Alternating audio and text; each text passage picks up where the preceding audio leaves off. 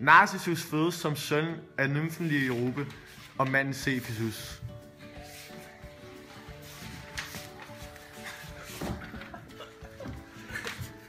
Liriope går til skæbnesfortolkeren Teresis. Vil vi selv blive gammel?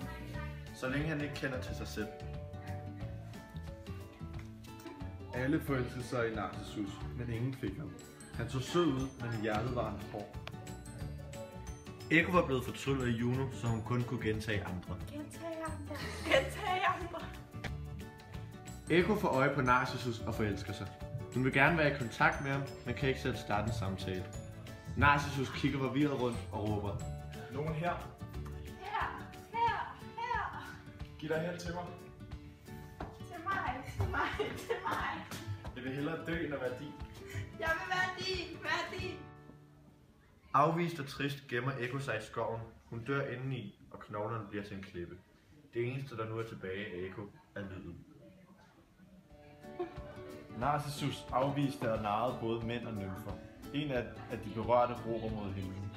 Lad ham være lige så forelsket, som jeg er. Og dette reagerede Nemesis på. Narcissus opdager en kilde, der er lige så klar som et spejl. Narcissus kigger i kilden og forelsker sig i spejlbilledet. Han elsker nu sig selv, ligesom alle andre, og giver sig selv komplimenter. Hver gang han rækker ud, rækker billedet tilbage. Det samme når han kysser billedet.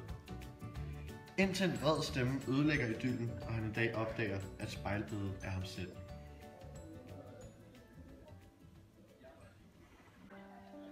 Narcissus råber til skoven: Kender du nogen, der er i samme situation som mig? Og som kun elsker sig selv? Det var jo hverken have, ørken eller bjerge, der skilte dem ad, men kun en smule vand.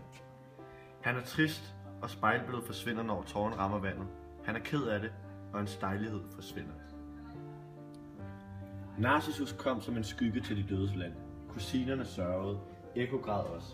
Bålet var klart, men livet var væk. I stedet fandt man en blomst, en narcis, også kaldet en påskelilje.